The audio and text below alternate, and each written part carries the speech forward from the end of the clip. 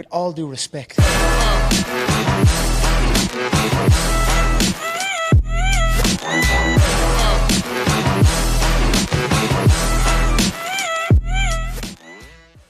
Hey, we're Josh Ortegon and Gray Achille, and this is With All Due Respect, the show where we keep it real about health, fitness, and performance. From weight loss to sports development, we're covering the conversations that matter. Follow us on Instagram at WaterXPod, WADR, and visit PhenomBrand.com, PHNM, for performance gear and training programs built for real results. Let's get into it. All right. We are episode 116. Yes. Of With All Due Respect. And if you didn't know, we're kind of going back and talking to some people we've talked to before. And Megan, we got great response from your first episode. And it was an episode that I actually took and sent to people specifically. Targeted. Like, you need this. Yeah. Like, hey, you need this as a parent and a student and an athlete. I just thought you might, the nice way of being like, hey, just thought you might enjoy this. Right. But things have changed for you a little bit. Can you just introduce yourself, who you are, what you do for the first time listener, and then how you rebranded and where your focus is? And then I got some things I want to talk about. Let's do it. Well, my name is Megan Cannon. I am a mental health and performance therapist who specializes in working with athletes. I had a general practice, and just this past March, I rebranded and really wanted to speak to who I loved working with, which is the athletes. So now I own Carolina Counseling for Athletes, and we are a mighty team of 2 clinicians that are here to support athletes of all levels, current, former, in their either mental health needs or their performance needs. So do a lot within the performance space. What I like to think of us as is like we're bridging the gap between like mental health and performance, and that you don't have to separate the two. You can have support that is catered specific to what your needs are. And oftentimes that looks like performance one session, traditional, mental health support the next, and we're able to teeter back and forth. And so my in person in Charleston, but are able to support athletes throughout South Carolina. Do you get the opportunity, or do you get called to speak to like teams and organizations a lot? Not as much as I would like to, because I think I've said this, like I love educating people on mental health, performance issues. am going tomorrow to work with a local school, sports school, on the topic I'm really going to go over more is about like handling failure and confidence. So that's a little bit more performance specific, but I have workshops specific to mental health, performance, for athletes, for parents, for coaches. And I love getting out there and be able to spread information and knowledge and be able to, yes, say, hey, there is help out there, but also here's some things that you should know and that things that you can be aware of too. Do you think that's just a matter of like getting your name out? Is that a marketing thing? Or do you feel like some organizations, maybe some, and I'm thinking clubs, and I'm going to say like AAU travel clubs, programs like that. Do you think it's a matter of just marketing to get your name out there? Or do you think there's something that some of those clubs kind of were like, ooh, I don't know if we want to touch that? Yes, I think that that's why sometimes I lean a little bit more to performance, because some people are a little like weary of like talking about mental health. Like if I go in and talking about like suicide rates of athletes, like that, not everyone like wants to be able to hear about that. And so I don't know. I mean, it's something I give a little bit of attention to, and then I lose track of time, or I'm not able to, spread myself that thin. But it's something I am passionate about. I mean, as a former educator, that's just kind of like who I am. For some reason, I don't mind a stage and a microphone. And so I don't know, like, I like doing it. And so as long as I'm able to, and, if clubs or teams or organizations are interested in, working together, they can fill out the form on our website. And we've got both of us that are willing and able to be able to support whatever needs they have. What age groups are you seeing being the most, like when you look at the people that reach out to you or the ones you have the most impact with, what age groups are you seeing the most of? And this is also important to note. It's the parents reaching out most of the time. And so sometimes, like, the worries might be a little bit bigger from the parents' end. So I would say we are seeing a trajectory of younger athletes, of parents just like starting to see some like concerns about, emotional dysregulation, fear of like burnout. So it is trending downward to where maybe that was something that like really elite high level athletes who are like 17 and up, they're like, hey, I'm in this, we're going hard into this, that support might be more like makes more sense. But I am seeing a trend of the younger parents and their athletes being able to maybe just get ahead of the curve. Like they're seeing some things and they're like, all right, well, hey, like let's see what this support does so that we're not working. I think it's more of like a proactive than a reactive, because if I catch someone at 18, they've probably had these habits for their entire athletic career, versus a 13-year-old, you can get them a little bit younger and be able to like work through some things to be able to give them better strategies and coping skills so that their next few years of sports feels healthier for them. Is there a correlation with younger athletes with just the pressure that we now see with sport? Do you think that's a correlation, or do you think that that's always kind of been, kids are still coming in at 13, even 10 years ago? I wasn't in this specific field 10 years ago, and so it would be hard to say that. Do I think that they have pressure? Yes. Do I think that they're jumping into like this crazy youth sports world and not really they love it, but also there's something inside of them because they're so young that just like doesn't feel 100% right, to where like some of the just like the things that are happening around are probably better suited for an older teen. Like it's just starting younger and younger for them to be exposed to. So like handling the social media component, the pressure, the comparison, like it's just kind of like whittled down to where, I don't know how someone healthy handles that at 17, much less like a 13-year-old. And so getting them and to be able to walk alongside them as they're handling that, especially for those who might be a little bit more like gifted and like they're starting to get more attention, how to handle that pressure, I think is really important. So it drives me to this question. What is the sports mega complex? Because youth sports is now professionalized, right? Youth sports is now a legit business, big billion-dollar business, to where like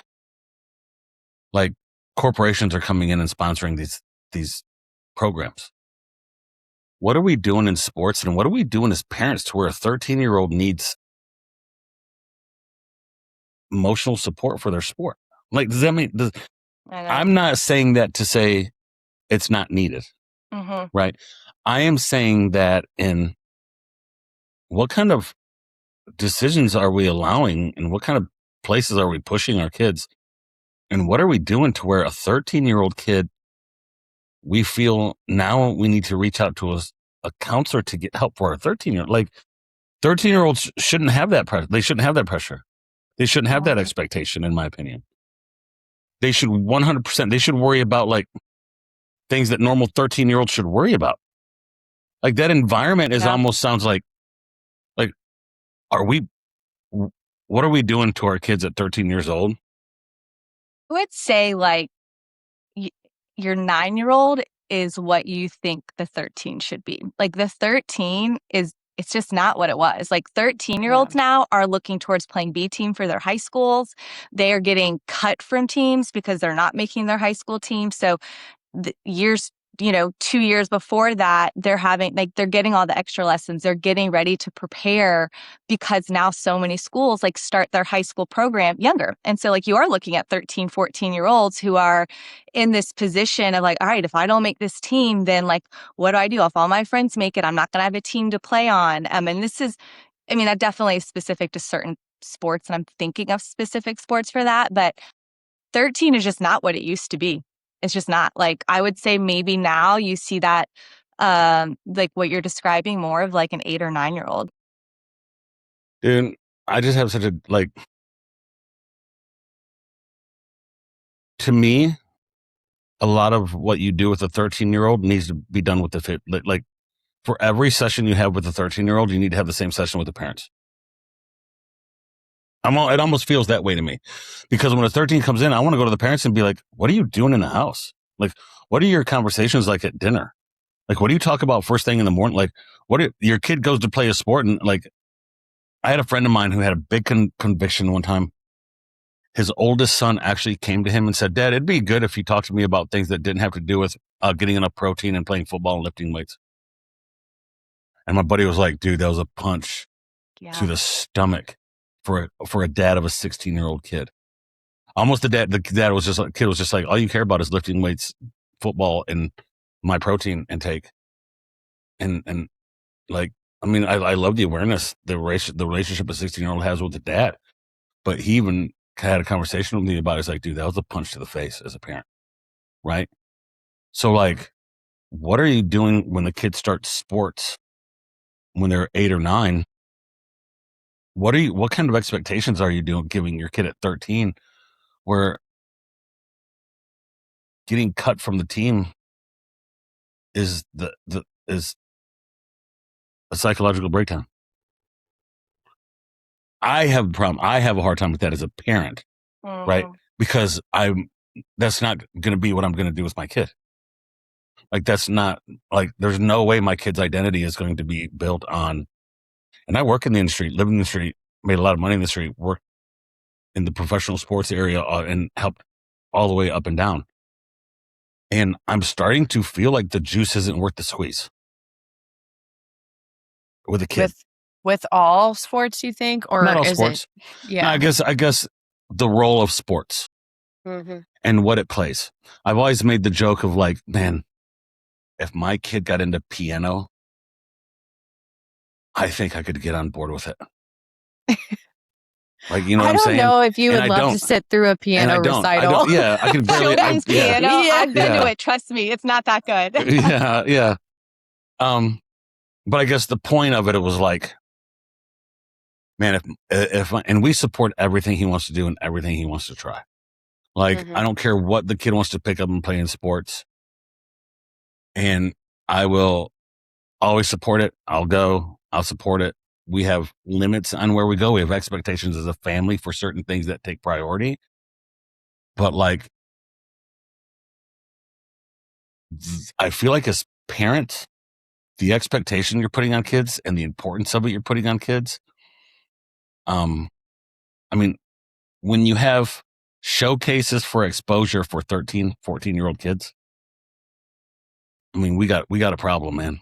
And when I worked in the private industry, I actually had travel baseball coaches who would no longer send their kids to me to train. And I didn't care, right? It didn't bother me at all.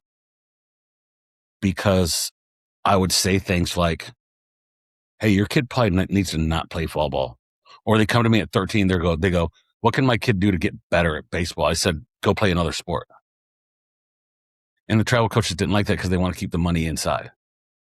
Yeah. They want to keep the money. So I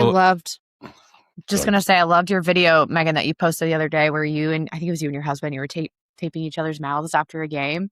Yeah. But that's the truth. And I think that's what we're learning now. So I think a good question with this conversation is like, how, as parents, I'm not a parent yet, but I will be one day, hopefully, with children who hopefully play sports. Like, how do we support our children in their sport? Great question. Yeah. And help them know that it's a big part of their life without making it their entire identity?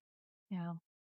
Well, it's funny you mentioned that because, I've got this silly little Instagram, the At Wellness and Athletes, that I've had for 2 years. Yeah. I just hit 1,000 people, just did.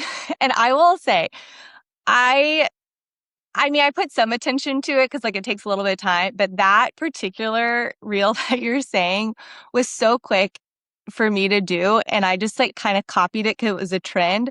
It has almost 200,000 views. Wow. Which for me, my husband's like, are we viral? Are we viral? Yes, you're I'm like, viral. yeah. I was like, for little old me, yes, Yeah. this is viral.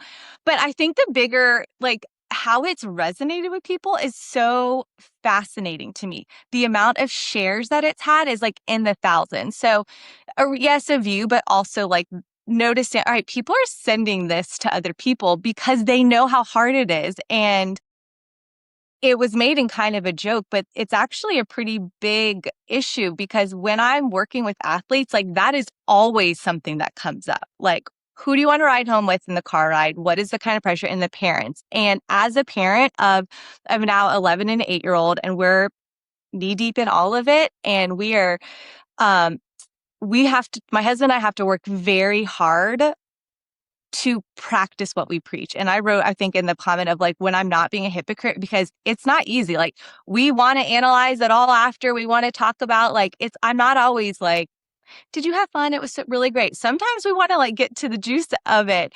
But as the adult, it is our job to protect that time and understand how your athlete and your kid operates best. 9 times out of 10, they do not want to talk about it after. And so in the bigger question of like, how do we support our athletes? Like we have to know them and we have to make it a lot less about us and what we need and our desire for information. We want to know like, what was with you that day? Like you just let 3 balls go past you. What was wrong? Right. That's fulfilling something that we need. Now, is that what they need in that moment? Do you think that when your athlete messes up that they don't know that they mess up? Do they really need you pointing it out and talking about it, particularly if we're just minutes to an hour post game? And so for parents to be able to really say, is this conversation, is this more about, or this behavior, this action that I want to take about me, or what's best for my athlete? And that's a really good place to start, to be able to get to the heart of like what's going on and what they need and being able to separate yourself from it. I love that because I think that's so true. It's like, it's trying to be like a bonding moment and it ends up not really being that great of a bonding moment because you're sitting in the back seat knowing that you messed up, knowing that your coach has already screamed at you, and then you have your parents right on it as well. That's so hard. Have you ever worked with the dynamic of my dad is also my coach? Yeah. Have you ever worked with a kid where that dynamic is there too? Like, how do you, as a parent, how do you, as a player, deal with, I play for my dad. My dad is my coach, but my dad's also my dad. I see that happen a lot because a lot of parents coach. Mm-hmm. The higher up you go, the less you see of that, right? Yeah, so because I tend to work with some of the older, and I'm trying to like think back, like for the most part, they're past the time when their dad is coaching. However, I just lived 2 years of it in my household. Okay. Managing it from the mom and the wife perspective. And it was really was it hard? Like, yeah. It was really hard. And we've coached, and like I have coached a lot and in the rec, but like my husband who played professional baseball, he and you played college sports, right? And I played college soccer. Okay, so it's not like you're not competitive. Yeah, for sure, right? Like so, we're about to go coach flag football, and like my husband and I, we're going to coach 9 to 12 flag football, and I'm going to go to the draft tonight. I'm going to pick the team because like that's really within my skill set where I'm like, I'm like 3 for 3 of championships. I'm like rec sports. I'm like, yes, that is my jam. Sit this one down, husband. I got it. He's like, do I have to? I was like, I know where my limits are, and football plays like I will be the defense DC all day long, but like I think the X's and O's offense, like I need you. So, but that feels a lot less pressure. Okay. Baseball though, that is different. So we all tend to have a sport that we care more about, and it's easier to coach your kids in the sports that you may not have that tie to as much. That's what the big thing I've noticed. Now, there is an emotional tie between my husband who played baseball and his knowledge and skill set and wanting to like coach the son. So like he's way more casual I don't think he's coached basketball in a while because I took that over, flag football, whatever, than in the baseball because it's more passion behind it. And 2 years of it, we had a lot of highs and lows. There was a lot of growth, a lot of conversations. And at the end of the day, my messaging was very clear. I'm like, you cannot care more about this than they do. Oh. And the fact that you do is a sign that like, this is not your time to shine. And 16, 17, maybe you can circle back in some capacity, but like in order to do it well and to keep the relationship at the forefront, you have to forgo all of your internal desires almost to like see the effort, see the hard work, the need to correct, the need to coach and be dad. I think it can be done. I think it's really hard to do it well, where you're at the end, the relationship is precedent over the coaching, because that's two really different hats and it's hard to take it off and on. So basically, you're the general manager and you fired your husband. You fired the coach. So you're general manager. Really well. Actually, I did fire him after the first year, and then for lots of reasons, he did it again. And it was a lot. It was really, he learned a lot. He's so lucky to have me tell him what he's doing wrong all the time. Yeah. But we're excited to kind of go, and we switch teams and programs, and we're excited. He is excited to watch and be a dad.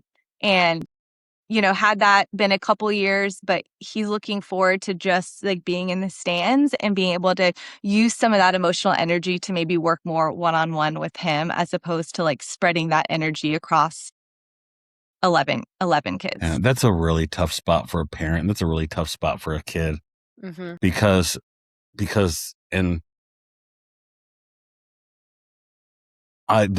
scenario I always put together is, man, the dinner table can be awkward. At this point, if you can actually sit around the dinner table after nowadays, practices at 10 o'clock at night. Yeah, exactly. Yeah. And I use that as almost a metaphor. But sitting around and watching a movie as a family, knowing that your dad was displeased with how you played and that you screwed up and you're trying to disconnect and just watch a movie with your dad. Yeah, get me out of that living room. That can be that's such an uncomfortable spot. I've had we'll kids. Have to check in a year and see how it went. And I mean, I'm super curious. Like, I wonder, I'm like, how uptight was my kid playing? Because was he like worried about dad, please, like, I'm really curious and excited to see if maybe he is out there and can play just like a little bit more, like a little bit lighter. I don't know. We'll have to check back, to be continued, to see how like our experiment is working. I could tell you have a little experiment going on in the home. Yeah. Yes. I've seen the kids. I one time went and watched a kid play baseball. He was pitching. And after every pitch or every strikeout or something, or a walk or every tight situation, the coach had to get on him because he was turning and looking at his dad. He wasn't turning and looking at the coach. No. So he would do something and then he'd turn in the stands and look at his dad. And he wasn't turning and looking at the coach, to the point that the coach actually came out to the mound and basically told him, was like, "Hey, I'll kick your dad out of here." like, we'll tell your dad to go home. Like at the varsity baseball level, don't put me in a situation where, because you're turning and looking at your dad after every pitch, after every situation, and you're not turning and looking at me as the coach. And that to me tells me that there's something going on in that home, or an expectation in that home, or conversations around that home, where now that kid is 100% looking for approval or guidance from the dad and not looking to the coach. Yeah. Right. How is that addressed? Like, how would you address that in a session? Because obviously there has to be expectations, right? You still want your child to like give their best effort. That's always an expectation. That really leans into the parent being able to be comfortable relinquishing control of allowing the coach just to do their stuff. And your job in the stands.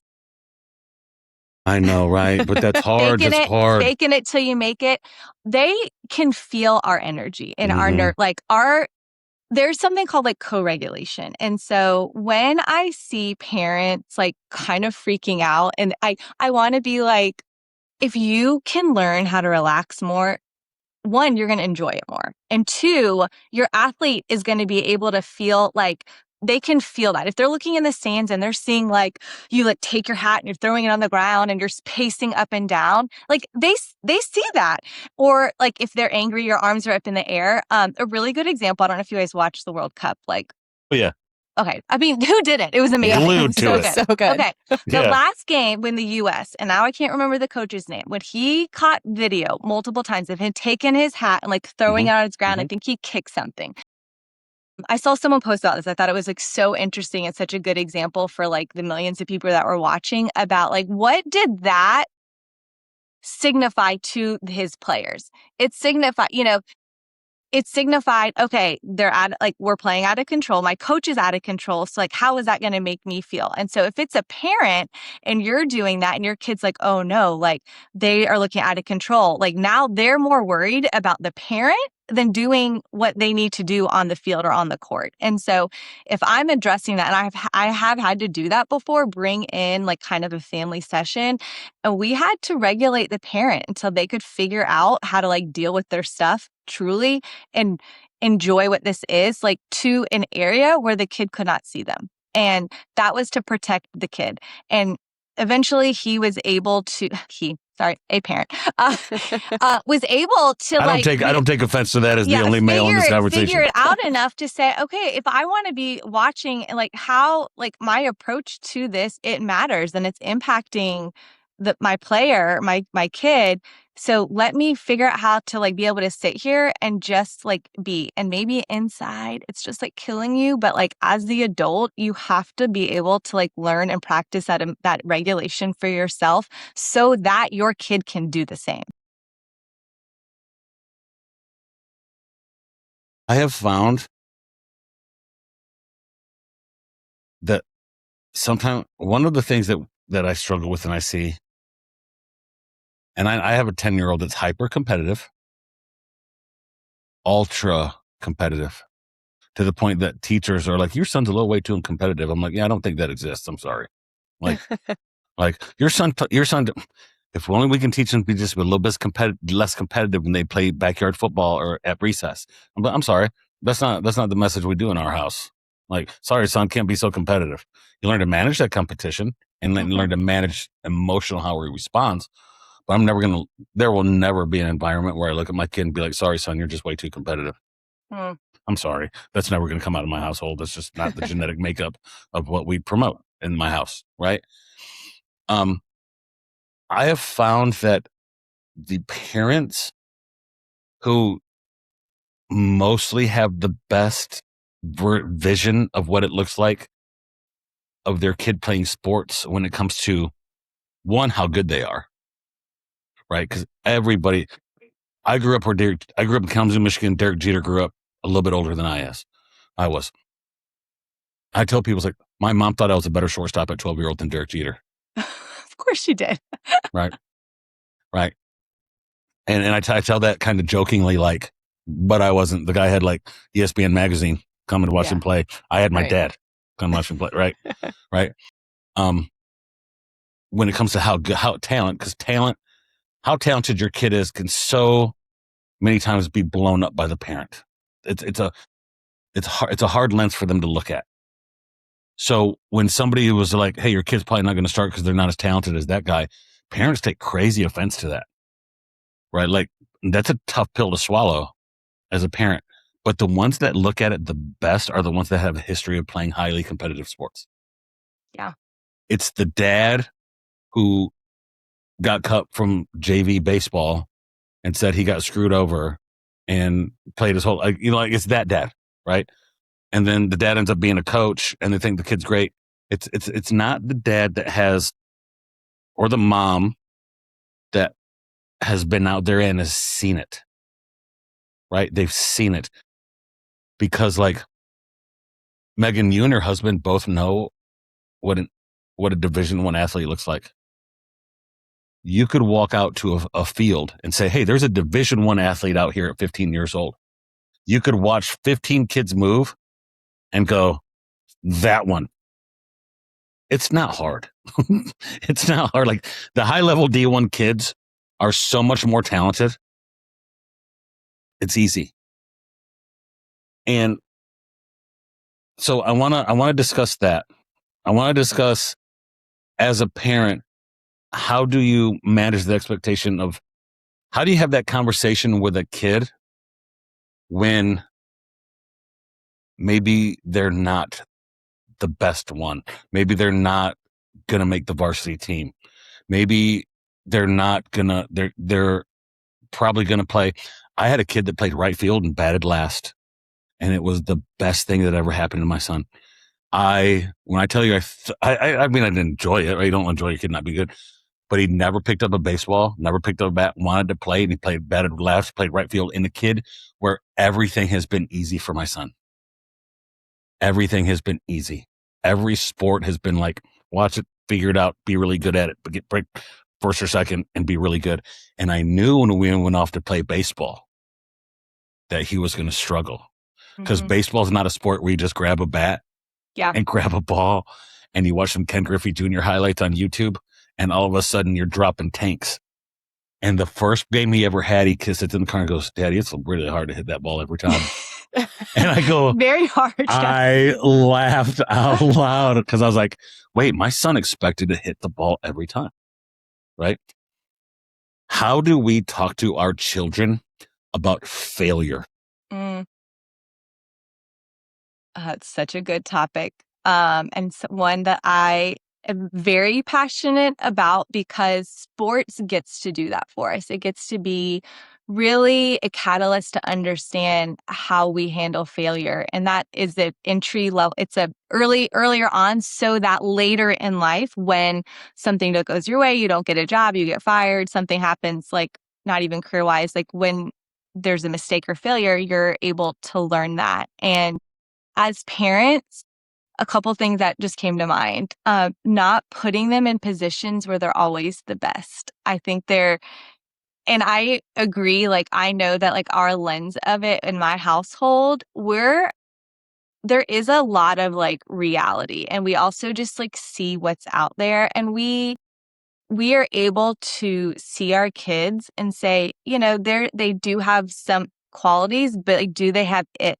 Do they have that it quality yet? Is it, what makes them different than every other one? But I also know that, like, if we can lean into the process and not like the outcome and be able to be process oriented, then whether they play high school sports, and that should be some people's goal, to make their high school team, whether they get to be the very, very few that get to go play collegiately.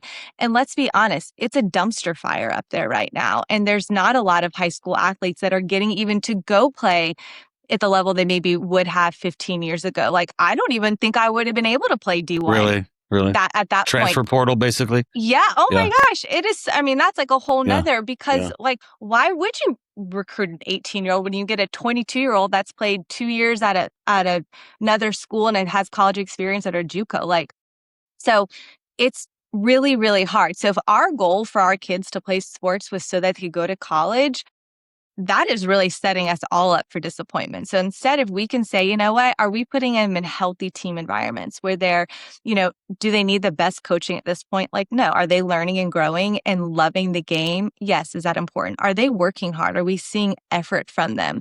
Yes. How are their attitudes? Are they going and being coachable? Are they being good teammates? Are they respecting the game in the way that it should? It's like, those are all the things that we're really trying to foster with them. Is it fun? Yes. That they're talented? Yes. But if they weren't, there's so many transferable skills that being part of youth sports can teach you, that if we can highlight those, then it's not just about, well, you're not good enough to play college, so like, why bother? And it is a little bit of a slippery slope to not feel that way, because that was like always my goal. And there is a part of me that's like, well, why would you do all that? I mean, I'm being completely honest, of like, why would your family invest thousands and thousands of dollars? Why would you spend weekend after weekend doing all this? But if you can not make it about that and make it about like, wow, we're experiencing all these things together. We're really building memories. We're not financially strapping ourselves. Like, we're doing this because it makes sense for our family. And if it didn't, let's evaluate, because our family culture and what our family goals are that's the most important thing. And are we actually doing the things that are aligning with those, or are we just getting caught up in the rat race and doing that all because that's what we're supposed to be doing? I feel like hindsight is 20/20 too, right? Like, I thought at 7 or 8 years old that I would be a D1 college soccer player, and I ended up switching to lacrosse when I was 15 and got into high school and just decided I was burned out, but that you'd never be able to know that until you actually get to that place. So it wasn't always about I have to go to college to play. It was truly about, you got to be in sports because you got to do something. You got to be out of the house. You got to go like invest in yourself and learn who you are, and figure out what you like. But then it made it enjoyable too, because at the end of the day, I still went back to soccer. I would just go play intramurals and have fun with it, you know? Yeah. And it changes. You change, your body changes, skills change. So like until, that 15, 16-year-old, like you want to keep them engaged. You want it to be fun. You want to be able to focus on the effort and the work, but also realize like that when that 15 hits, like that's the road, right? Yeah. They get Puberty. their driver's license. There's a social, like, because before they don't have anything else to do, right? Like they're stuck at home or they're at practice. Well, then when they start driving, this whole world opens up, and then you really start to see who wants it and who doesn't want it. And if they don't want it, it's okay. Like you don't need to force it. Like it's so competitive and hard that if the desire's not there, then I would just say, like, go back to rec, do something more casually, like be active, enjoy moving your body, like of what feels good, being able to, focus in on that than like forcing something that no longer feels right. You'll find what's important to a 15-year-old when he can drive to his girlfriend's house. Yeah, 100%. Real quick. I have actually maybe an interesting question. How do you address, if you've ever had to before, the option of playing travel ball versus going back down to like a rec lead? I feel like there could be some shame associated, right? Because you're like, okay, well, all of the really good players are playing travel ball, right? They're investing in their sport a ton, whereas rec league can sometimes be maybe the people that weren't good enough to play travel ball, which I know is not always true. But I do feel like when I dropped down to rec league because I decided I was burned out of travel, I was like, I don't know, is this actually going to be worth my time? Are these people not going to be good? Do I feel embarrassed because I'm dropping down to the rec league? Like, how would you address that with an athlete? Rec leagues are just really different. My experience rec league is within like our community, but anyone can play travel. Yeah. You just got to pay for it. Right. Or if there's not a team, then you'll just create a team. And so there are now teams that are more appropriate for rec level that are playing travel. So it's very watered down. It's a very confusing landscape to be in. You're seeing kids like, you're bouncing around because like, you don't know, oh, well, my neighbor plays on that team. Okay, well, oh, wow, like that's not a good fit or that's not a good fit. And so if the competition is important. If someone is interested in playing and developing, the reality is like you need to be around people who at least get it to an extent. You need to have a coach that can help build your skill set. And unfortunately, there's a major, massive shortage of coaches that are willing to do it at the rec level. Because if you have any gifting or inclination, you want to coach the good kids. So they're always short of quality coaches. So you're getting somebody. So at that point, it's a decision to say, what is my why am I doing it? Like, if I just want to play and it be fun, then I'm going to forego stuff. I'm going to forego probably relative competition. And I'm also going to forego, maybe I'll get lucky and get some quality coaching, but more than likely it's going to be just like whoever volunteered, whether they know anything about the sport or not. And so it's really sad. And we contribute to it. Like we contribute to we want to be around kids who care. And that's unfortunately, like you have kids. The rec has a great opportunity to support kids and to be introductory, but at some point there's a divide in what your goals are. And I don't know how to get around that except for just to have people and families and kids being honest of like what they're looking for and what it is now, because it's different than when we grew up. Yeah. I mean, I You can know tell how you I had look at it, so and much fun. this is a cognitive bias because of what I've done for a living is in the strength and conditioning area.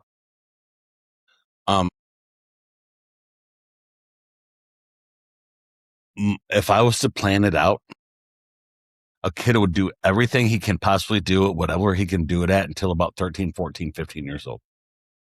And if you look at things like the long-term athletic development model, this kind of is similar to what you'll see in the long-term athletic development model. Is you find a kid that can develop all the functional movement patterns he can possibly run, throw, hit, accuracy, precision, all of that.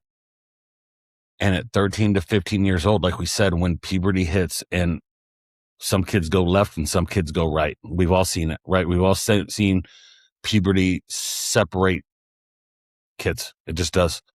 And all of a sudden, the kid that was a superstar when they were 9, puberty didn't do him any favors. And the kid that wasn't that big of a superstar at 10, at 9 years old, puberty does wonders for him at 15 years old. And all of a sudden, it's a completely different human being. Well, the kid that hit puberty and expanded out and became this big, monstrous, fast, strong kid, if he didn't have those opportunities because he wasn't as great as everybody at 9 years old, he might not even be interested in your sport. Mm-hmm. He might not even be interested in sports in general, because I've seen where the kid is in 6th grade, middle school, and he gets cut from the football or the baseball team. And all of a sudden in 11th grade, they're like, why doesn't he come back out? I said, you blew that, dude. You blew that when the kid was 6, 7 years old, 6th, 7th, 8th grade, because you were picking the little kids that were good at that time. Mm-hmm. You don't understand human development to where you see where that kid's going. And, if I had to take a perfect plan, is take a kid who can go out and play every sport he can at a certain amount of level at 13, 14, 15, when they show an interest in strength and conditioning. You use strength and conditioning with puberty to be the separator.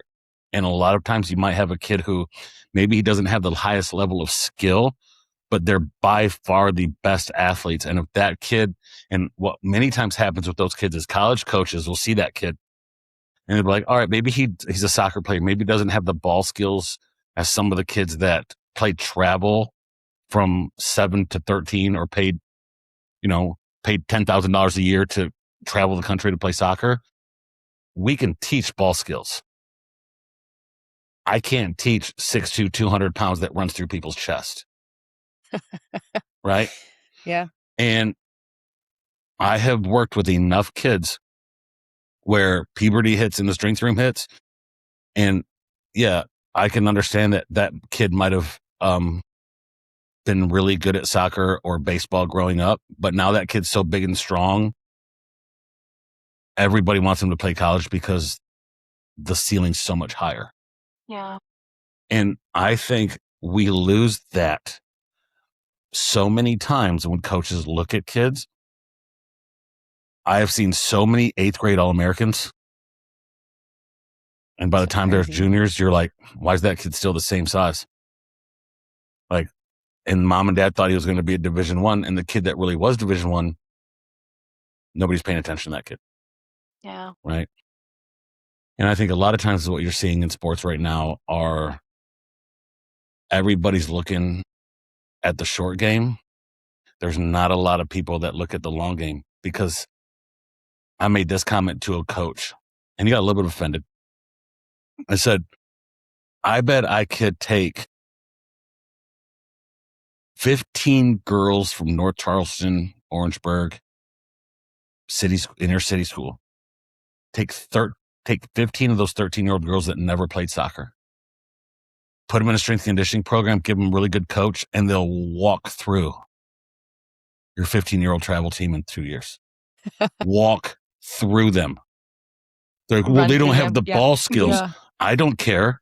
The girl's 6 foot tall and can run. I teach her the minimum amount of ball skills. We kill you athletically. Right? That's how my lacrosse team was in high school. Like, we had decent ball skills, but we just outlasted everybody. Yeah, like, our strength and conditioning was so intense. Yeah.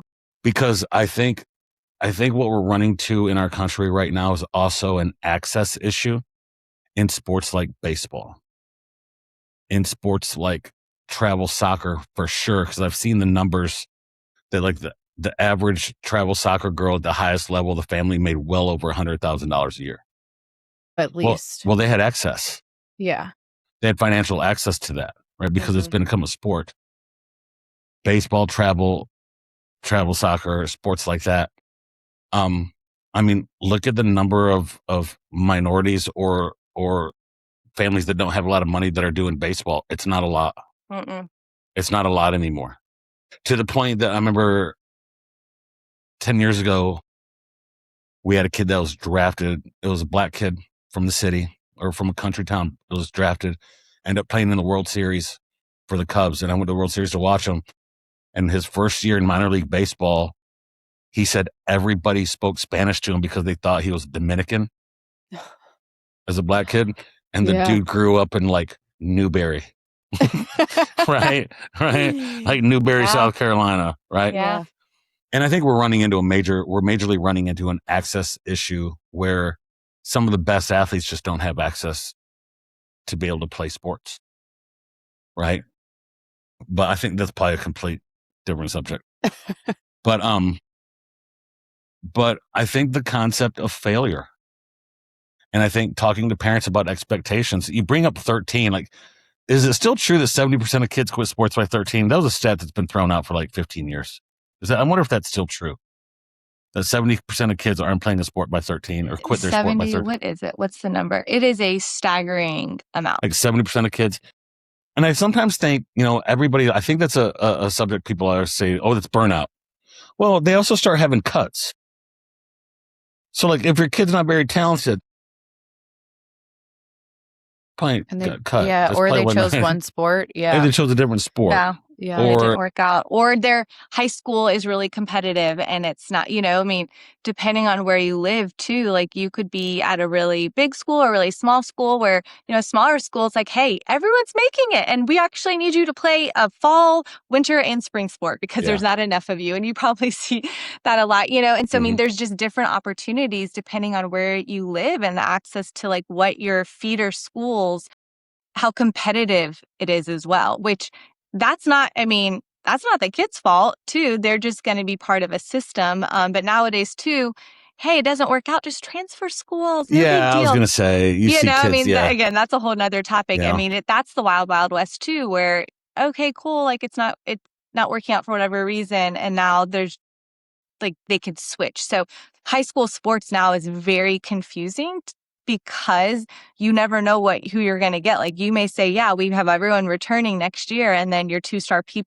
players leave to go to another school. And then all of a sudden you're in a rebuild year. And so coaches, I think, have a really hard time, both in the high school and the collegiate, because now they're having to work hard to keep their people. And it's no longer about like, oh, well, they're zoned for our school. There's no choice. It's, are we going to be able to offer all of the things? And so it really goes into that players and coaches now, like what used to be like a sense of security where people could say, okay, if I can work hard, I know my level, I can get there. That's not happening anymore. So you do see a lot more uncertainty with athletes because they don't know like their place, like they don't know.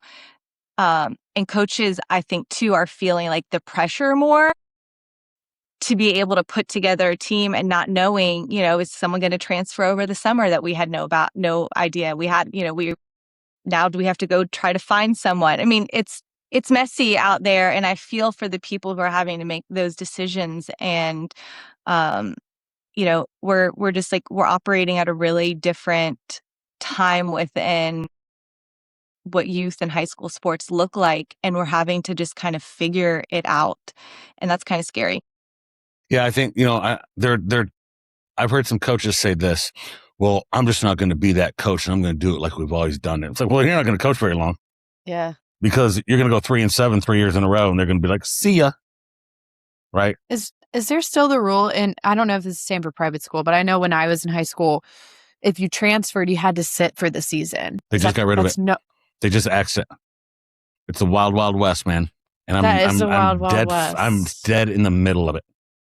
It is the wild, wild west. Like, what are we teaching our kids about? I guess you can say loyalty, but like, what are you teaching your kid about starting what you finish, or finishing what you start? Like my parents would be so pissed if I came to them and was like, oh, I want to transfer schools. Yeah, I had a parent recently tell me that they're going to transfer their kid because they want their kid to go to a school where he'll be the best player. Good luck. And I'm like, he said it kind of like nonchalant, but inside in my head, I'm just kind of like, wow, that's the most low testosterone thing I've ever heard said out of a man's face. Yeah, like where are you going to go? I was like, so you just want to put your kid someplace he can be the best player because it's easy and like give him a false sense of hope like he's good? Like your kids. Actually, I've found that I have paid more attention to like the really good players that have stayed at their school programs that aren't necessarily that good, which I think is really interesting because now it's almost like the expectation is that everyone just gets together, like the strong programs. Like if this is what your school's like, all the best players are going to go there. All the best players are going to go here. Now where I'm like, oh, wow, like they stayed at their school. And I'm like, man, how sad is that to be like surprised when like the top players actually just like stay at the school they're zoned for, that they've been a part of, that all their friends are, their neighborhood people are going to. And yeah, that's What does it's this wild. mean for, like, are we going to start recruiting middle schoolers to come to our high school? Yes. Like, is that what's going to happen? Because I think Start. What are you talking about? I'm sure, Start? I know that it was probably happening before. I'm sure it was probably happening when I was in middle school for some places, because kids could like not choose where they wanted to go to high school, but they had a little bit of say when I was in high school.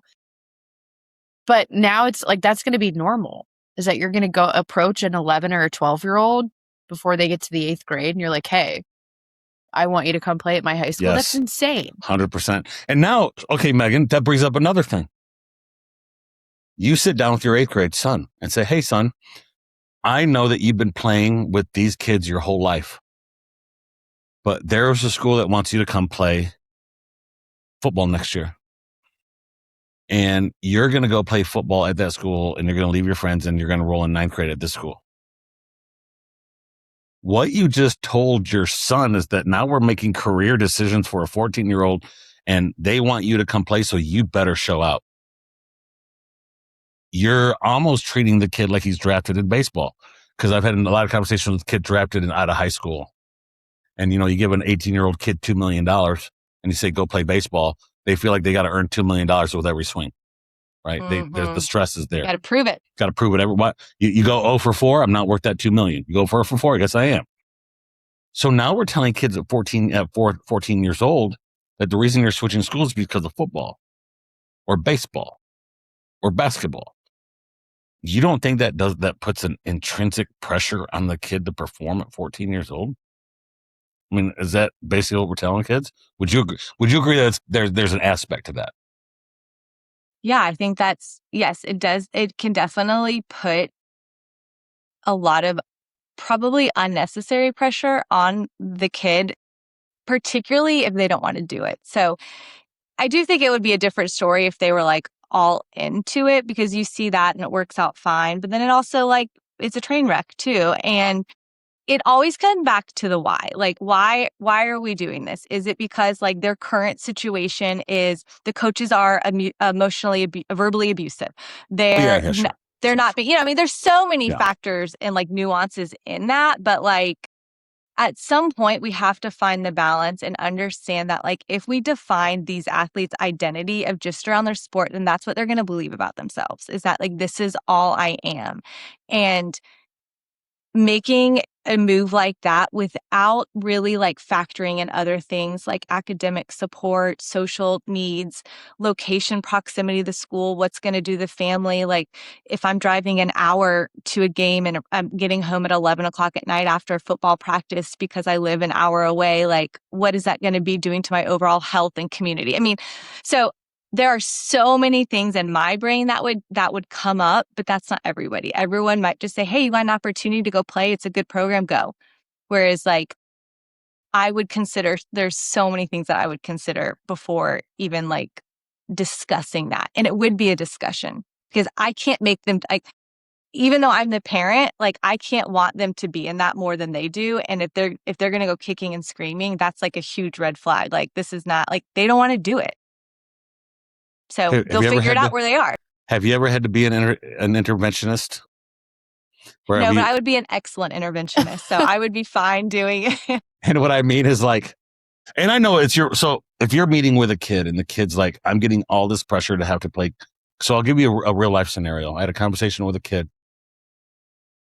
And this is a kid the mom took over their social media, the kid's social media, and started doing all his posting for recruiting, like tagging coaches, putting up highlights, all of that. And the kid's a decent player. Like he's a good high school baseball player. And that's enough for some of these kids, right? You're fine. doesn't put a ton of effort into it off season. The parents get mad he doesn't put effort into it. And he finally told the parents, hey, I just want to go to college and be a person. And the first thing that he said, the mom said to him is like, you can't do that. We've already invested so much in your career. And I'm like, wait, what? Like, what? Mhm. What? I'm like, wow, the investment in your career. First of all, career word is hard for me to use for a kid. My career. Right? I'm like, what do you mean career? And I told the The kids, like, 12-year-old man, that got recruited. yeah. And I'm like, that for you as a counselor,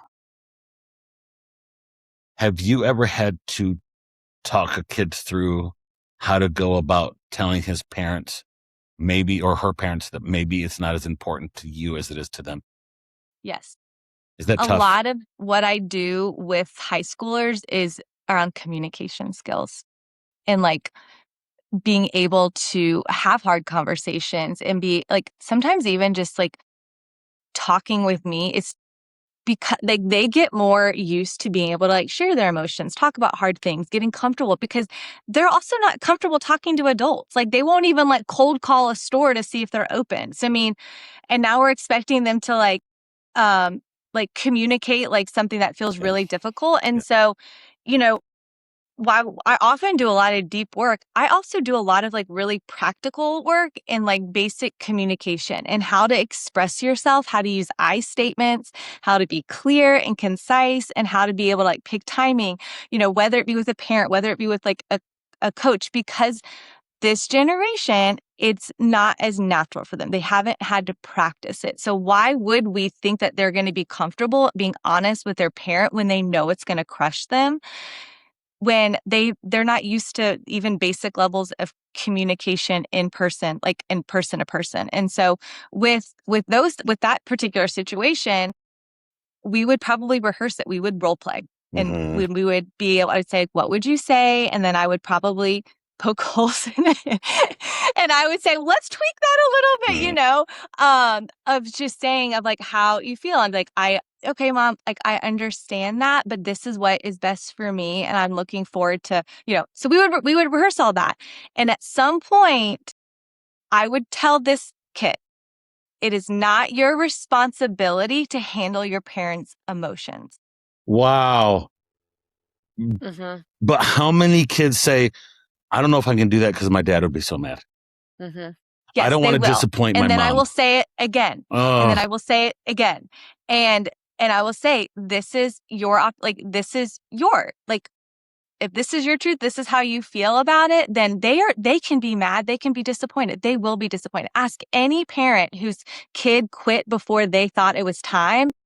It can be devastating because the parent has invested so much of themselves. They have committed their life, their weekends, their identity, their friend groups into something. And then we're just saying it's over. So, I mean, as a parent, if that were to happen to me, like that would be really hard, but that's on me. I have to go deal with that myself. My kid can't be the Band-Aid for my loneliness or my like whatever loss I'm feeling. If he's or she or whatever is like comfortable enough expressing what they want, I need to be celebrating that, because so often they don't feel comfortable expressing what they want. And then they just go about it and they're miserable, and way bigger things can end up happening. Let's just say it that way.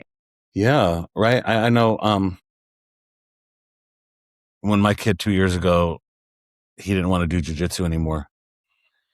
And he told my wife that he was afraid to tell me. And I went straight to him. I said, son, I need to tell you right now, I don't care if you do it or not. I know I do it. I would love for you to do it. I think it's great. But ultimately, if you don't like doing it, the last thing I want to do is drive you someplace 2 days a week And pay for it. and pay Yeah. for it. Well, I teach jujitsu there, so I wasn't paying for it. But I said, because that's two, and I kind of made a joke out of it. I was like, well, that's 2 days. I said, son, I already drive there 3 days a week. It's okay if I don't have to drive there 2 days a week again for you. Like I made a Yeah. joke out of it, but I was very clear with him. I tried to set the expectation for the future. If you don't like doing it, I don't want you to do it. Now, he didn't like baseball because he was horrible, but we're riding it out. right? Like we're not quitting. Like I'm not trying to put that, but like the last thing I want my son to do is to do something because he thinks daddy makes him do it. Yeah. And he hates it. Mostly because as a coach, I've seen enough kids, and I've sat there. I even sat out there this summer with a buddy of mine, was our head football coach, and we're doing summer conditioning. And I go, man, I can just tell the only reason that kid's here is because his mom's making him. This is the last place. I said that poor kid's miserable because football in the South, you have to love it to play football and go through the summer. 7:00 workouts. You give up vacations. You give up boyfriend. You really have to love it. If you don't love it, you're going to hate it. Yeah. And I never want my kid to do something. I mean, do you think it would be hard for you if one of your kids turned around 2 years and be like, I don't want to play baseball anymore? That'd be hard, wouldn't it? I mean, you can say it. That'd be hard. Ask me this weekend we have to go play and it's like 100 degrees outside. Yeah. I've actually thought about that. I was like, would I miss it? Yes, I would.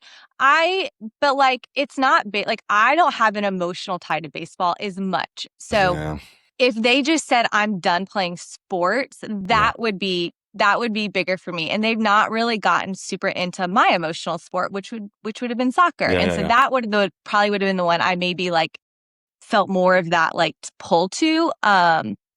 I truly want them to like be active and I want them to play sports because that's what we love. Would it be really hard if all of a sudden like we had all this free time on our hands and we weren't like it kind of, but I think that we're looking at it a lens in like a really healthy, emotionally mature way. Unfortunately, that's just like not who that's always like around. And so it's hard to understand that perspective when you think of it like so clearly and in my head, like in a healthy way where it's like, it's kid first. Like, well, I also think it's, again, I'm not a parent, so I'm not going to pretend that I know what it's like to be, but what kind of message is it sending if we think our identity is everything our kids do?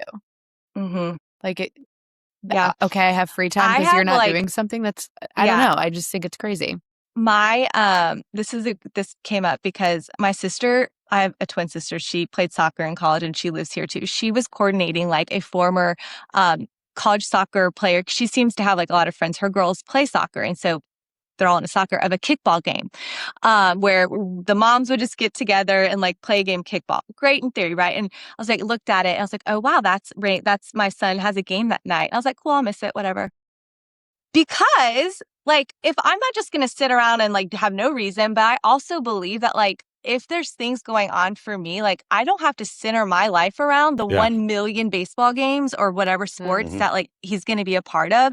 If this something feels like it's something I want to do, then I will go do it. And I don't even feel guilty about it because I know that I have to invest in me as Megan, as a person before just like my role as a sports mom. Yeah. Right. Exactly. And I think that's where I don't want to say like parenthood can become miserable, but like I do have 13 nieces and nephews. I know what it's like for my sisters to all go around to different games and stuff. You lose yourself in it a little bit. You stop going out for date night. I can tell you my parents got divorced because my dad became a sports dad and my mom was like, well, where's our date night? You know, like where is our marriage?